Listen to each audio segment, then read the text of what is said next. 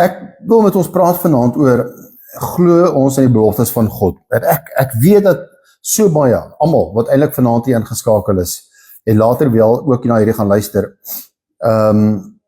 kom een of ander stadium in jou lewe waar jy vra het, wat jy sê, Here, is u beloftes waar? Is dit so moeilik om die beloftes te verkry wat u vir ons beloof in die woord? Waarom voel dit dat ons moet stoei daarvoor? Waarom voel dit dat ons moet kwalifiseer daarvoor?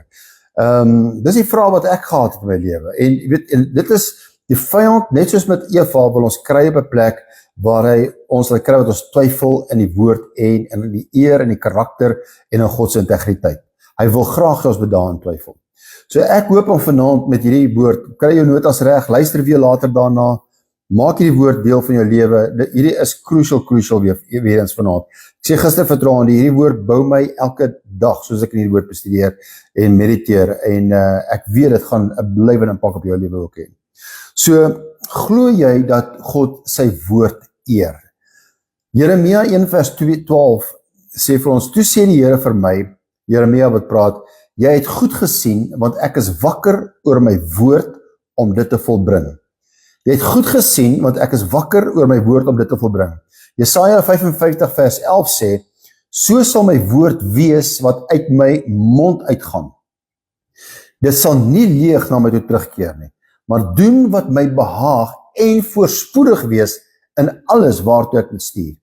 Nou, dis nie wat ek vanaand oor wil deel, wat ek nou vir julle gaan sê nie. Ons moet hierdie woord praat, ons moet die woord proklameer, ons moet hierdie woord spreek, en God beloof, wanneer ons sy woord spreek, kan dit nie ledig terugkeer nie.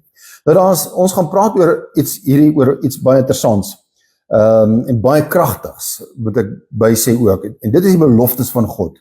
Kan jy God vertrou op sy beloftes? Kan jy sy beloftes vertrou? Daar is honderde, miskien duisende beloftes in die woord van God. Laat ons eerder gaan na duisende. En ons wil na sommige van daai beloftes vanaand kyk en sien hoe ons eie lewens kan beïnvloed die beloftes van God se woord in ons lewens. Wat God vir ons beloof het, wat sê hy daaroor? En ek wil begin met 'n skrifgedeelte in Hebreërs 10 vers 23, wat sê, laat ons die belydenis van die hoop onwankelbaar vashou, want hy wat dit beloof het, is getrou. Hy wat die woord, die beloftes beloof het, hy is getrou. Dis 'n belofte. So kom ons adresseer hierdie. Dit sê, hy wat beloof het, is getrou. God het beloftes aan ons gemaak. God het beloftes aan elkeen van ons gemaak. En ons moet die belydenis van ons hoop aangaande hierdie beloftes vashou, sonder om te wankel, sê die woord. Met ander woorde, daar is 'n belofte wat sal gebeur. Ek sê vanaand vir jou, hoor hierdie, in jou lewe, daar is 'n belofte wat vir jou sal gebeur.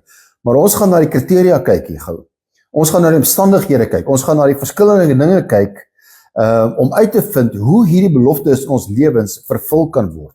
Want hy wat beloof het, sê die skrif, is getrou. Nou in die lewe is daar al baie beloftes ons maak. As 'n bietjie vinnig gaan, verskoon my, jy kan later weer kyk, ek wil dit net binne ons tyd hou, en ek het baie om te dek. So ons het beloftes van ons ouers ontvang, ons het beloftes van onderwysers ontvang, ons het beloftes van coaches ontvang, ons het beloftes van besigheidsvennote ontvang, ons hoor beloftes van politici, ons hoor oralste beloftes wat ons gemaak word, maar baie mense het verbondsbeloftes aan mekaar gemaak, in hulle huwelike, wat dan net weer later verbreek word.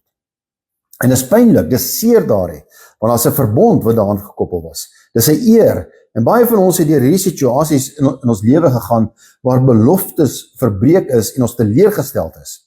En dit beïnvloed die manier waarop ons die dinge van God nader. Maak vir jouself 'n note hierso. Hoe ons dinge perceive, wat met ons in ons lewens gebeur het, beïnvloed ons hoe ons God en die dinge van God dan ook benader. So as al hierdie mense oor die verloop van my lewe, wat ek in berading gesien het, in bediening gesien het, wat hulle aan my gemaak het, en my nie geëer het nie, hoe kan ek weet dat ek God in hierdie land kan vertrou? Oor mense wat my seer gemaak het, mense wat my te nagekom het, en ek het nie dit ook met ander mense, ek het ook met ander mense dit gedoen, nie opsetlik nie, dis my karakter nie, maar dit gebeur. Ons het beloftes aan ons kinders gemaak, wat ons nie kon eer nie, wat ons nie kon nakom nie, En so is die lewe. En dit beïnvloed hoe ons persepsie van God is en sy beloftes, want ons begin voel dan ons moet toil vir die beloftes van die Here. So hierdie is so belangrik in ons wandel met God, want so baie van hierdie is gebaseer op die integriteit van sy woord, nie ons woord nie, op sy woord, en dan verval ons in 'n stand van performance, want ons voel ons moet begin harder perform, ons moet God se arm begin draai, ons moet begin God beïndruk, en ons moet, is 'n marteling wat plaasvind, wat ons voel, ons moet kwalifiseer, en as ons nie God se woord kan vertrou in mense vanaand nie, wat kan ons vertrou? As ek nie vanaand God se woord vir my lewe kan vertrou nie, wat gaan ek kan vertrou? Wat gaan ons hoop hê in hierdie lewe? Wie kan ons dan vertrou? Want die lewe elke dag gee vir ons soveel redes dat ons nie meer vertroue het nie. Ons nie meer vertroue in besigheid nie, nie in iemand se ja nie. En Jesus het gesê, ek is die weg, ek is die waarheid en ek is die lewe. Ek is die weg, ek is die waarheid en ek is die lewe. Wel, waarheid beteken dat hy vertrou kan word. Of hy moet vertrou word. As jy hom nie kan vertrou nie, dan is hy nie die waarheid nie. Hy sê, ek is die weg, die waarheid en die lewe. So, as hy nie vertrou kan word nie, dan is hy nie meer die waarheid nie. Wie is hy? So, ons wil daarna kyk vanaand. En ek hoop ek gaan jou help. Vir my is die beloftes van God so 'n groot onderwerp. Want ek staan daagliks op soveel beloftes in die woord van God vir my lewe. Elke liewe dag. Daagliks, jy ook, glo ek. Daarom wil ek hierdeur gaan. Ons wil na die beloftes van God kyk. Ons gaan leer hoe ons die beloftes in ons lewens kan begin aktiveer. Elke keer wat ons dit doen, dat dit nie, wat die woord beloof ons, dit sal nie ledig terugkeer nie. Johannes 14 vers 14, hierdie is my so kardinale skrifgedeelte. Hy sê, as julle enige iets in my naam vra, twee dinge hierso, enige iets in my naam, dan sal ek dit doen. Here, kan ek nie vertrou dat u dit sal doen? Waarom vat dit so lank? Hoekom sien ons dit nie? Hoekom is daar so baie uitstel? Hierdie is 'n radikale stelling. Jesus sê, as jy enigiets in my naam vra, sal ek dit doen. Johannes 14:14. Die meeste mense vra nie in sy naam nie, en ek gaan dit vir jou bewys hier vanaand. Tegnies doen hulle, ek ook, jy ook, ons het dit gedoen, en die Here het met my gepraat hieroor. Tegnies vra ons dit in sy naam. Maar ons vra nie, laat ek dit eerder so stel, ons vra in ons eie naam, en ek gaan dit vir jou bewys. Ons vra nie werklik in die naam van die Here nie. Tegnies doen ons in Jesus naam, sê ons. Ons vra eintlik in ons eie naam. Laat ek dit vir jou 'n bietjie oopbreek. Mag ek selfs aan iets so groots dink en vra, is die volgende. So ons is geneig om ons vrae te kwalifiseer, wat ons met die Here praat, wat ons van vra deur werke, deur performance en in ons eie geregtigheid. Is ek waardig eerstens om hierdie te vra? Ek baseer nie my vraag op wat Jesus moontlik gemaak het nie, ek baseer dit nou op, is ek waardig? Mag ek dit doen, want ek voel veroordeeld miskien? Of die ander een is, verdien ek dit? Verdien ek het om hierdie by die Here te kry? Verdien ek om so groot vraag vir die Here te vra? Dan 'n ander ding, het ek dit regtig nodig? Want ons het nie die kennis aangaande die woord van God nie. Dat wat sy wil is vir ons lewens nie. Dan begin ons vra, het ek dit regtig nodig? En wanneer jy begin vra met daardie woorde in jou hart of in jou gedagtes, is ek waardig? Het ek dit nodig? Verdien ek dit? Dan vra jy dit in jou eie naam. Dis wat jy eintlik kan doen. Jy vra die Here, maar tong in die kies of diep binne in jou hart, vra jy dit eintlik in jou eie naam. Jou eie vermoë. Of jy dit verdien, bekostig of waardig is. As ek in sy naam vra, die naam bo elke naam, El Elyon, die allerhoogste, is dit nie volgens my geregtigheid nie, my waardigheid of selfs my behoefte nie. Dis volgens sy buitensporige, sy goedheid en sy geregtigheid. Sy buitensporige goedheid, dit wat hy vir ons gedoen het, so lief het God ons gehad, het hy sy seun gestuur het. So wanneer ek hom vra in sy naam, is dit wat hy moontlik gemaak het, nie wat ek moontlik gemaak het nie. Wat hy verdien het vir ons, wat hy laat kwalifiseer het vir ons, wat hy regverdig gemaak het vir ons. Jesus sê, as jy enigiets in my naam vra, sal ek dit doen. So ons moet die vraag vanaand vir onsself vra. Vra ek dit tegnies in die naam van die Here, of vra ek dit eintlik in my eie naam?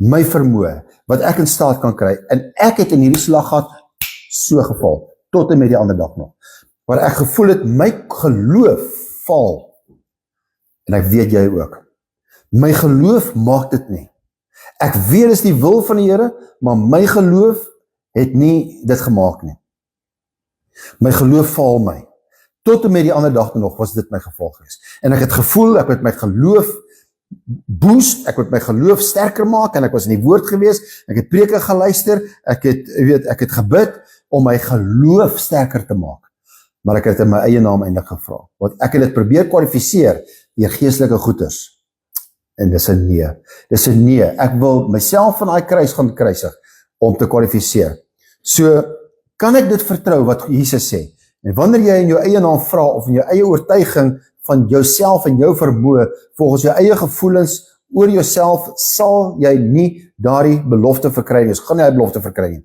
want jy probeer dit in jou eie krag doen, volgens wat jy dink jou eie waardigheid mag wees.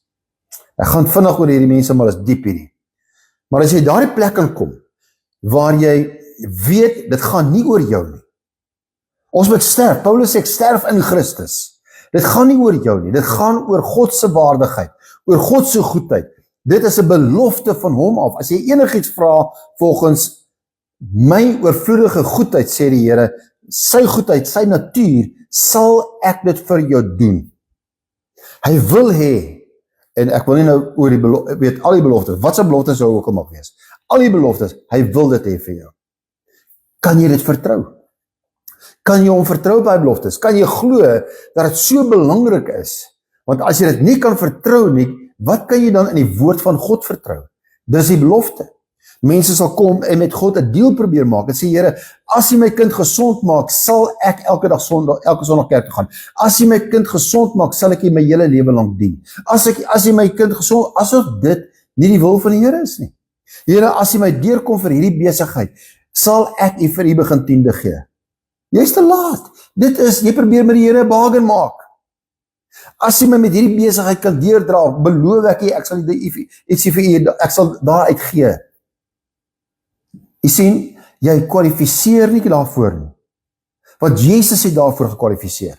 Dis sy goedheid. So hierdie is als kragtige dinge waaroor ons moet dink. Want so baie mense probeer dinge bereik of verdien gebaseer op hulle eie persepsie van hulself en hulle eie goedheid of gebrek aan goedheid. Hulle probeer goed wees deur geld, goed wees deur dade, goed wees deur te bid en geestelike dinge, en ons noem dit eintlik 'n gees van godsdiens.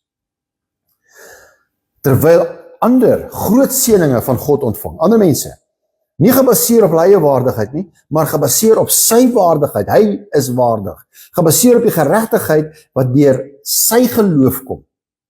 Dit is dus waar die idee van die belofte kom. As jy my vra enigiets in my naam, sal ek dit vir jou doen.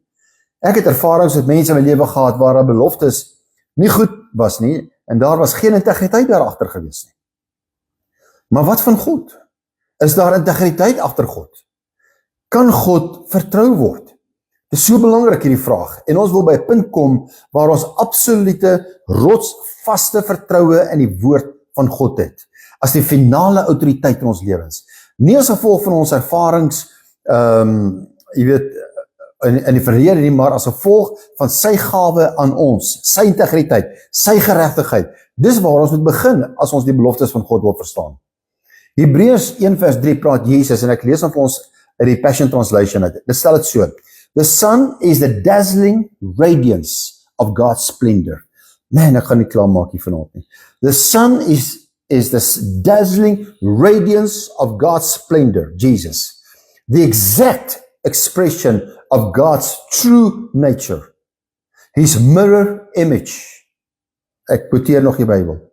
He holds the universe together and expands it by the mighty power of his spoken word. He accomplished for us the complete cleansing of sins, and then took his seat on the highest throne at the right hand of the majestic one. He is infinitely higher than angels, for he, Jesus, the anointed one, inherited a rank and a name far greater than theirs, the angels.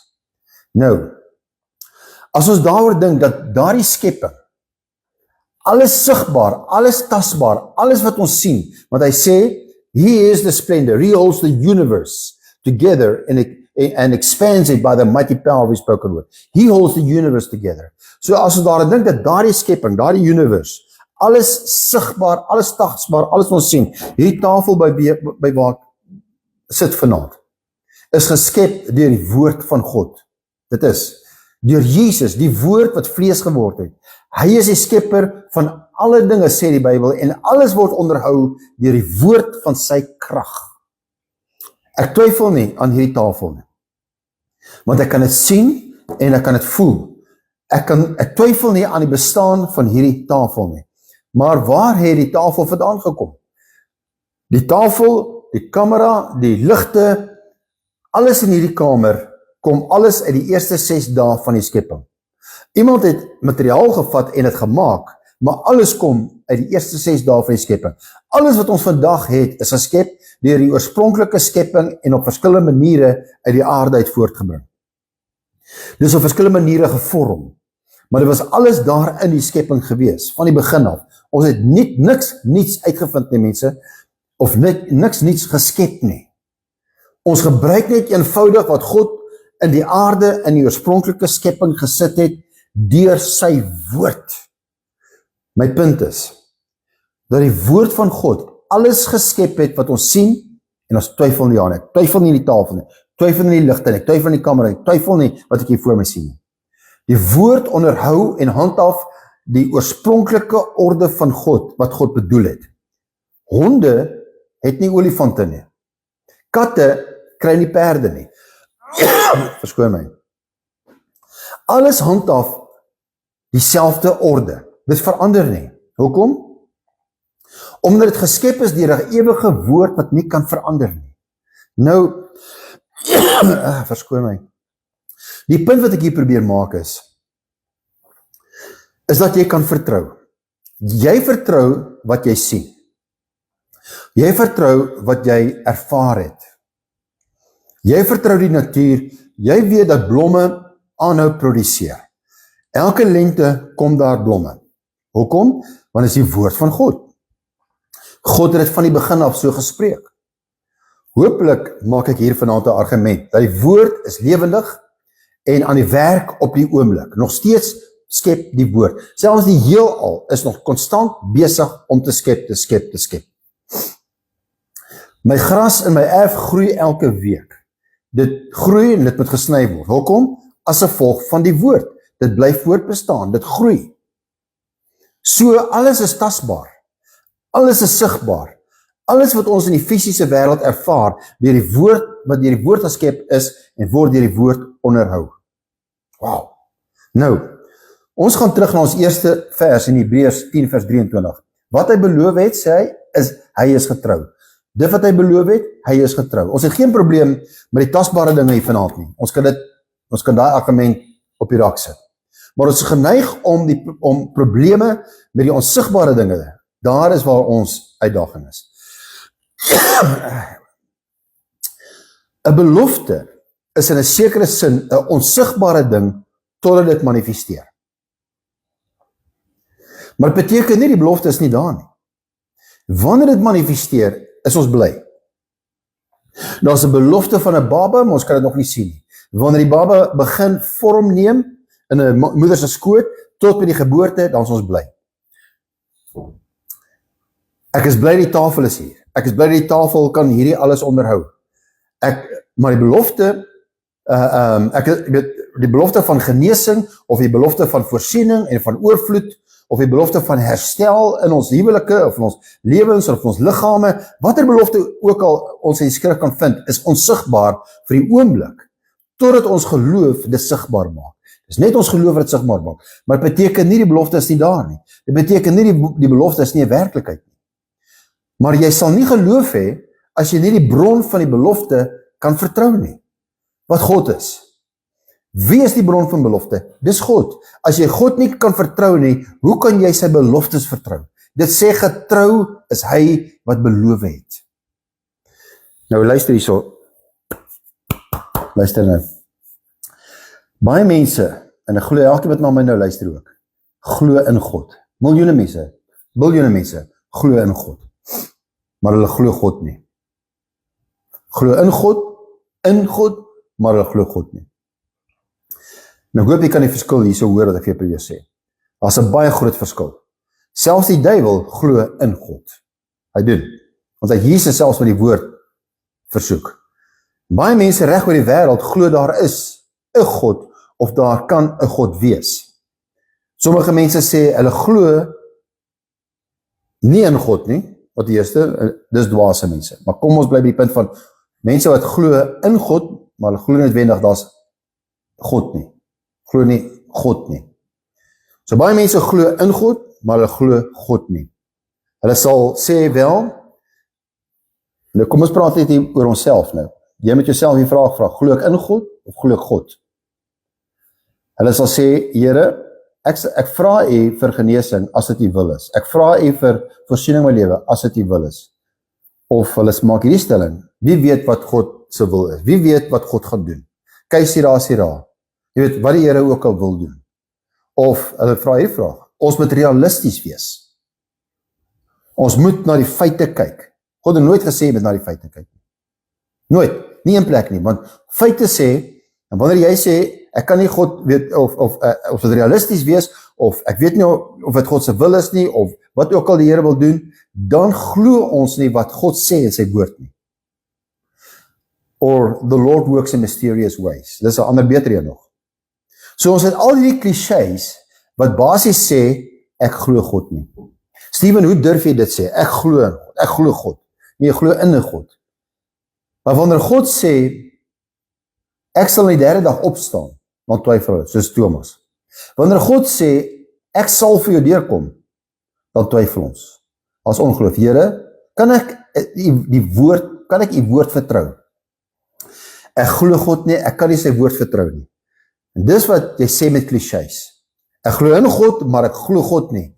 Want ek glo nie, ek kan hom vertrou nie. So waar kom hierdie gebrek aan vertroue vandaan? Dit kom van ons ervaring, soos ek reeds gedeel het met ons, met godsdiens. Wat is godsdiens? Godsdiens is die beste wat ek kan beskryf hier vanaand, is wat Moses 'n kleed oor hom, 'n doek oor hom moes gegooi het, want die mense kon nie die heerlikheid van God op hom aanskou nie. Hulle wil eerder teen Moses vaskyk, teen die wet vaskyk, teen 'n bedekking vaskyk, as na die ware heerlikheid van God. En ons maak bedekkings in ons lewens. Ons wil nie die heerlikheid van God in ons lewens sien. Dis 'n godsdiens. 'n Godsdiens is 'n valse God. Dis nie die spieelbeeld van Christus nie. Of die ander een is, dis ons geloofsoortuigings. Want in Markus 7 vers 13 sê, dat julle maak die woord van God kragteloos deur julle oorlewering wat julle bewaar. Julle hou vas in hierdie clichés van julle. Julle hou vas in hierdie oortuigings van julle. En dergelike dinge van dieselfde aard doen julle. So ons glo in God, ons sing in sy naam, ons spreek in sy naam, ons bid in sy naam, maar glo ons God vanaand. Galatians 3 verse 1-3 says, in the Passion Translation, Galatians 3, what has happened to you to be acting so foolishly? Paulus skryf hierso. You must have been under some evil spell. Die boodskapvertaling sê, wie het jou betower? Didn't God open your eyes to see the meaning of Jesus' crucifixion? Wasn't he revealed to you as the crucified one? So answer this to me. Did the Holy Spirit, Paulus spreek nog hierso, did the Holy Spirit come to you as a reward for keeping all the Jewish laws or your religion? The clichés? No. You received him as a gift because you believed in the Messiah. The Holy Spirit came to you as a gift because you believed in the Messiah. Your new life in the Anointed One began with the Holy Spirit giving you a new birth. Why then would you so foolishly turn from living in the Spirit by trying to finish by your own works? Why would you so foolishly turn from living in the Spirit by trying to finish by your own works? Vergewe ons, Here. Ons leef so oortuigend in die realiteit En natuurlik dat ons terugval na die Ou Testament deur wette, deur regulasies en formules en realiteit wat ons kan voel, sien en glo. En weet tasbaar wat ons kan sien. En wanneer dit by die beloftes van God kom, hoe kan ek my lewe bou op iets wat ek nog nie kan sien nie? Ek moet dit eers sien en dis waar geloof inkom, want Hebreërs 11 vers 1 sê vir ons, die geloof is 'n vaste vertroue op die dinge wat ons hoop, is 'n bewys van die dinge wat ons nie sien nie.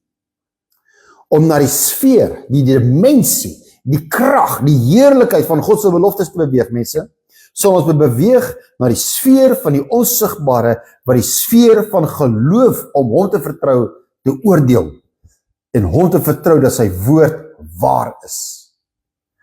As God gesê het, ek het nog nooit die regverdige in die land van die lewendes, die kinders van die regverdige in die land van die lewendes sien bedel vir brood nie, dan sal ons nie in 'n resessie onderhewig wees nie. As God gesê het, ek sal jou altyd laat deurkom, jy sal altyd die kop wees, nie die stert nie, dan moet ek dit glo vanaand. As God gesê het, deur my wonde het daar vir jou genesing gekom, dan glo ek die integriteit van sy woord. Dis nie onderhewig aan my persepsies en my klisjées nie. So om na hierdie sfeer, hierdie dimensie te gaan, moet ons sê, Here, U is El Elyon, die Allerhoogste. Ek glo nie in God nie, ek glo God. Ek glo God. Wat is 'n belofte van God? Ek bly hierdie vraag gevra, kom ek antwoord vir jou. 'n belofte van God is 'n goddelike verklaring wat die krag dra om homself te vervul. Dis my definisie.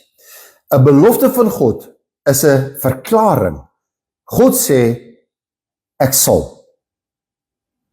Hy verklaar dit en hy sal dit self vervul. Niks wat ek en jy dan kan doen, kan dit verander nie. 'n belofte van God is 'n goddelike verklaring. Dis 'n God geïnspireerde waarheid of 'n voorwaardelike belofte, as ek sê voorwaardelik, want dit is gekoppel aan geloof, wat die krag dra om homself te vervul. Daar is 'n voorwaarde en daar is 'n gevolg of 'n resultaat. Kom ons gaan na Romeine 10 vers 9. Hou nog net so 'n oomblik saam met my. Ek hoop hierdie help jou. So dit jou help, gee net thumbs up of iets daarso as hierdie jou help vanaand. So Romeine 10 vers 9 sê, as jy bely, daar's die voorwaarde. So as jy bely, dis die voorwaarde. Ek sien niemand thumbs up nie. Help dit niemand nie, of gaan julle my nie hoor nie? Help hierdie iemand, luister julle. As jy bely, as jy met jou mond die Here Jesus bely, en in jou hart glo, dat God hom uit die dode uit opgewek het, hier is die gevolg, sal jy gered word. Weet julle dit? Sien julle wat ek hier sê? Wat die woord sê? As jy bely, daar is die voorwaarde. As jy met jou mond die Here Jesus bely, en jou hart glo, dat God hom uit die dood opgewek het, dan is daar 'n gevolg. Die gevolg is, jy sal gered word. Jy word nie outomaties gered nie. Maar die belofte is daar, dat as jy hom aanroep, en met jou hart glo, dan sal jy gered word. Dis die belofte. Elkeen van julle wat na my kom en wedergebore is, julle het 'n belofte vir julle ewige bestemming, as gevolg van julle geloof. En ek gaan hierdie ding nail hierso, hou net nog vir 'n oomblik aan saam asseblief. So, julle het 'n ewige belofte vir julle ewige bestemming, as gevolg van julle geloof. Dis 'n belofte oor julle ewige bestemming. So as jy glo, en as jy met jou mond bely, die Here Jesus bely, en jou hart glo, dat God hom uit die dood het opgewek het, as jy dit glo, as jy dit bely, sal jy gered word. Die gevolg van glo, is die belofte van verlossing. En dis miskien die belangrikste belofte wat ons weet in die Bybel, is ons verlossing, so redding. Maar dan sukkel ons met ander beloftes. Glo jy regtig hierdie belofte van verlossing? Kom ek toets ons. Ek probeer nie enigiemand se geloof hier skit vanaand nie, maar ons moet eerlik wees met hierdie soort dinge, baie eerlik. Kan jy God vertrou? Is sy woord betroubaar? Kan jy dit bank toeneem as ware? Want hy sê, as jy met jou mond die Here Jesus bely, en met jou hart glo, sal jy gered word. Twyfel jy daaroor, dat dit sê jy sal gered word? Twyfel jy daaraan, dat God se belofte sê, jy sal hemel toe gaan? Ons almal wat wedergebore is, glo hierdie belofte. Wel, is daar baie beloftes? Ja, daar's baie beloftes. Kyk na Hebreërs 8 vers 6. Dit praat van Jesus. Jesus, dit gaan oor, hy sê, maar nou, luister hier so, hier is seker die belangrikste skrif. Maar nou het hy 'n voortreffeliker bediening verkry. Dit praat van Jesus. Hy het 'n voortreffeliker bediening gekry, vir sover hy ook middelaar is van 'n beter verbond, wat op beter beloftes wettelik gegrond is. Yes, dit is diep. Ek het hierdie oor en oor en oor gelees. Ek lees hom gou weer, Hebreërs 8 vers 6. Maar nou het hy 'n voortreffeliker bediening verkry, vir sover hy ook 'n middelaar is van 'n beter verbond, wat op beter beloftes wettelik gegrond is. The Passion says, but now Jesus, the Messiah, has accepted a priestly ministry, a high priest ministry, which far surpasses theirs, the angels, speaking of the angels, since he is the catalyst of a better covenant, which contains far more wonderful promises. Hy het 'n beter bediening verkry, mense, aangesien hy ook die middelaar is van 'n beter verbond wat op beter beloftes gevestig is. Hy is die waarmaker, die waarheid, die middelaar van 'n beter verbond van beloftes. Sy woord hou stand. Kom ek probeer dit so stel vir ons. Wanneer iets op iets gevestig is, in hierdie geval is 'n verbond gevestig op beloftes.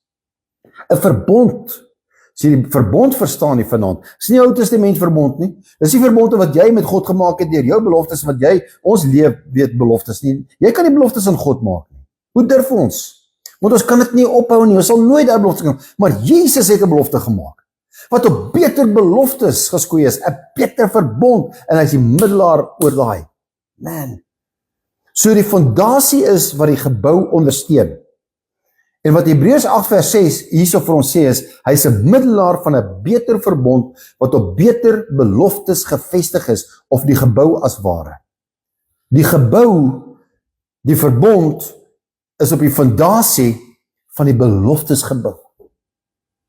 En as jy die verbond verstaan, as jy nagmaal gebruik, moet jy hierdie beloftes, Here, hierdie is, hier's 'n belofte van my genesing op hierdie fondasie. Daar's 'n belofte vir my, daar's 'n belofte vir my voorsiening op hierdie fondasie, op hierdie nagmaal. Doen dit tot herinnering van my. Man, I'm rejoicing tonight. Dis die verbond op die fondasie van die beloftes, en daarom is die verbond waarin ons leef 'n belofte verwante verbond. As jy God nie kan glo nie, hoe kan jy die verbond met God dan nagaan deur nagmaal te gebruik? As hy sê, deur my wonde daar vir jou genesing gekom. As hy sê, ek sal in elke behoefte van jou voorsien. As hy sê dat ek sal jou red. Ek sal jou kinders red. Ek sal vir jou deurkom. As jy met jou hart glo en met mond bely dat jy gered sal word, is dit 'n fundamentele belofte van die verbond. En daar is nog baie meer beloftes. Halleluja. Die hele verbond is gebou op beter, nie een belofte nie, maar beloftes, meervoud. Ons hele verbond met hom, die Messias, die Christus, ons ewige lewe, ons redding, ons verlossing, ons geregtigheid, ons autoriteit, ons geloof, ons genesing, ons voorsiening, alles is gebaseer op beloftes, en as jy sukkel om hom te vertrou, om sy beloftes te glo, is dit dalk hoekom jy nie die oorvloedige lewe kan ervaar nie. Ons het 'n verbond wat gebou is op beloftes, waarin Jesus die middelaar is. Ek het vroeër gelees waar Jesus gesê het, as jy enigiets in my naam vra, sal ek dit doen, Johannes 14:14. Dis 'n goeie belofte, is dit nie? Kan jy dit vertrou? Glo jy regtig dat dit werklik deel van jou lewe is? Wanneer dit sê, en my God sal aan elke behoefte van julle vervul, na sy rykdom en heerlikheid, waar Jesus die middelaar is, voorsien deur Christus Jesus. Dis nie net 'n belofte nie, maar ook 'n verklaring. Jy moet ook die verklaringe glo. God sal elke behoefte van julle vervul.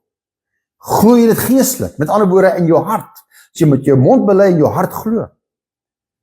Is jy ten volle oortuig in jou hart, is dit die bewys van dinge wat nog nie gesien word nie. Die manifestasie van die voorsiening. Kan jy daardie beloftes op daardie verklaring vertrou? Vertrou ons God, glo ons God se woord. Dit is dinge wat ek heeltemal in my eie hart hersien het.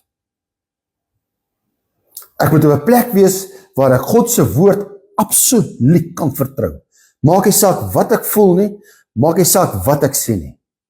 Alles moet gegrond wees op hierdie verbond van beloftes. En dit is waar volgens ons lewe, mense, Alles is op 'n belofte vlak. Alles wat geloof vereis om dit deur te sien.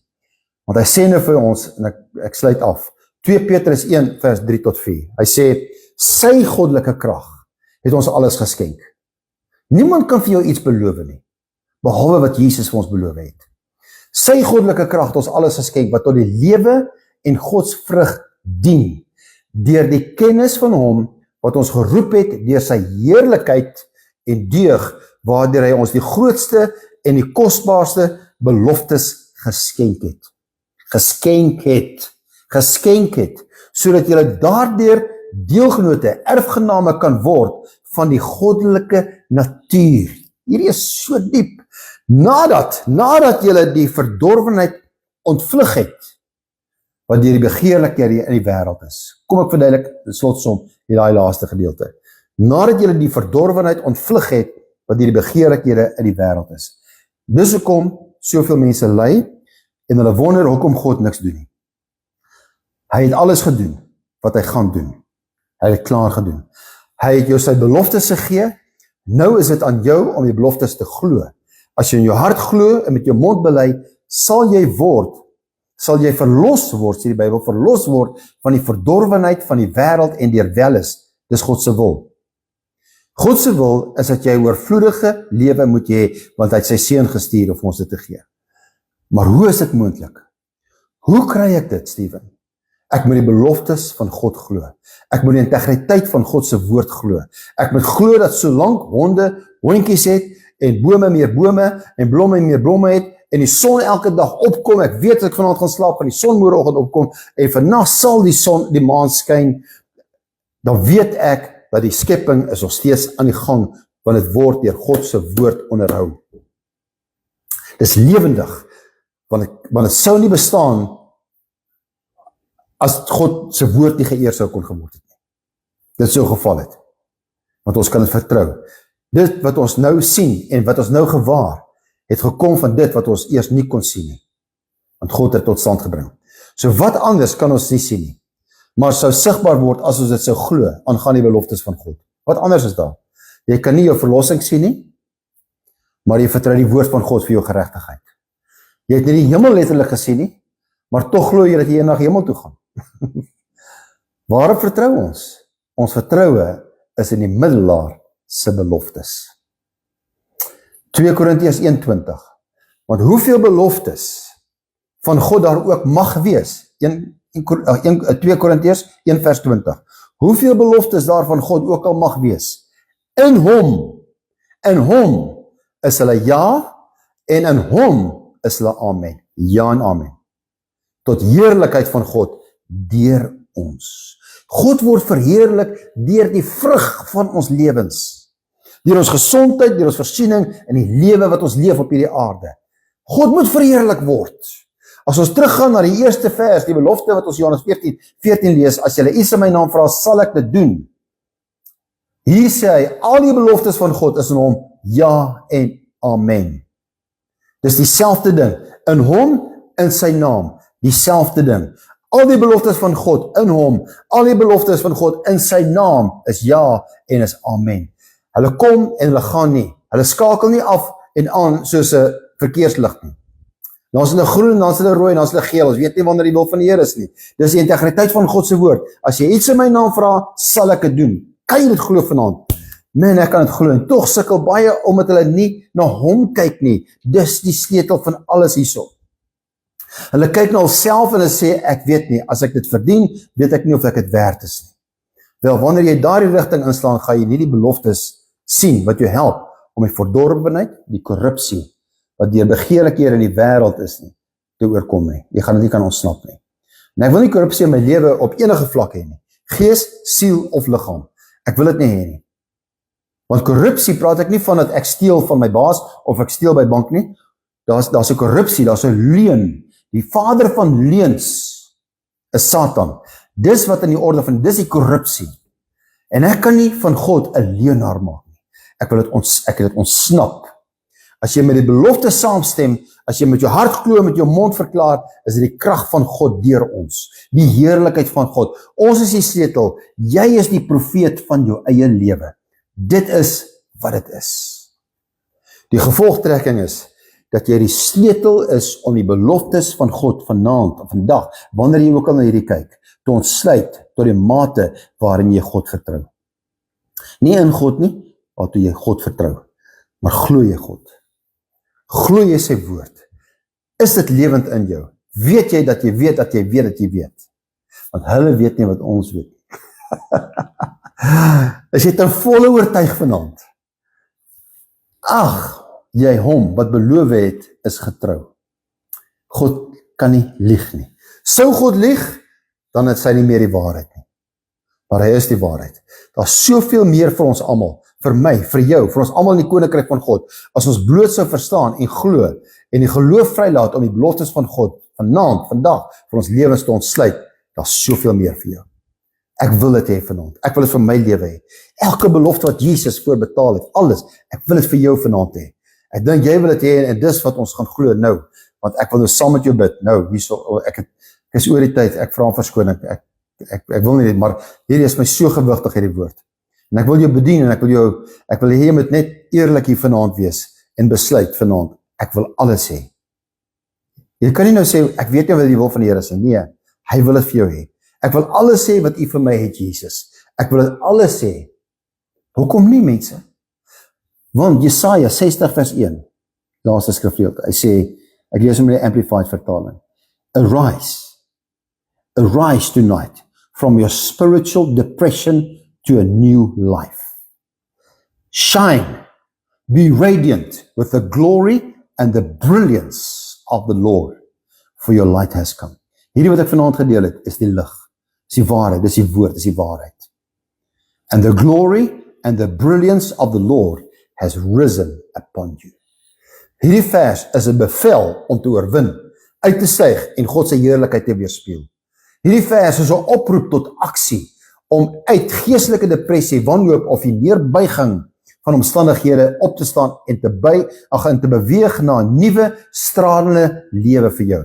Die gelowige se heerlikheid is nie hulle eie nie, maar 'n weerspieëling van die Messias, die heerlikheid en glans van El Elyon, die Allerhoogste, wat opgestaan het. Ons het opgestaan. Kom ons bid. Kom ons bid. Vader, vanaand kom ons na u in die kragtige naam van Jesus nou, hierdie naam. En ons maak ons harte oop om aangeraak te word. Ek bid vir elkeen wat na my luister nou, na my kyk. Ek bid vir elkeen om aangeraak te word, sensitief te wees teenoor die integriteit van God se woord. Die krag van u woord. Ons wil die beloftes kan sien, nie net geestelik verstaan nie. Ons wil soos Abraham ten volle vanaand oortuig wees. Fully persuaded. En dat die krag wat in ons werk, en die ja en die amen van die beloftes in ons lewens sal werk. Vanaand verklaar ek spreek guns, seën oor elkeen wat nou na my kyk en my luister. Ek spreek genesing oor almal wat nou kyk, vir elkeen, ten volle heelheid, voorsiening in hulle besighede, voorsiening in hulle persoonlike lewe en omstandighede, voorsiening in elke behoefte wat hulle vanaand ook al mag vind, volgens die integriteit van u woord, Here, as ook die geloof in die harte van almal wat nou kyk en geskakel is.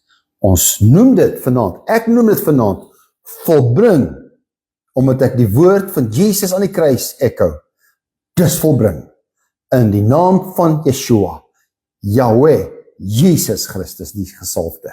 Amen. Halleluja. Halleluja. Dankie vir julle wat elke week inskakel weer eens. Ek wil julle vra, julle het daai eerste gedeelte gemis vanaand, wat ek gepraat het, wees teen 7:30 op die kop, en ek wil nie tyd, ek het reeds nou omtrent 6 minute vanaand gemors, voor die tyd, dus ek ons ook so oor die tyd gaan, maar bless julle, hoor graag van elkeen van julle, seën vir julle, download hierdie, gaan kyk het weer oor, dit gaan jou seën, lief julle.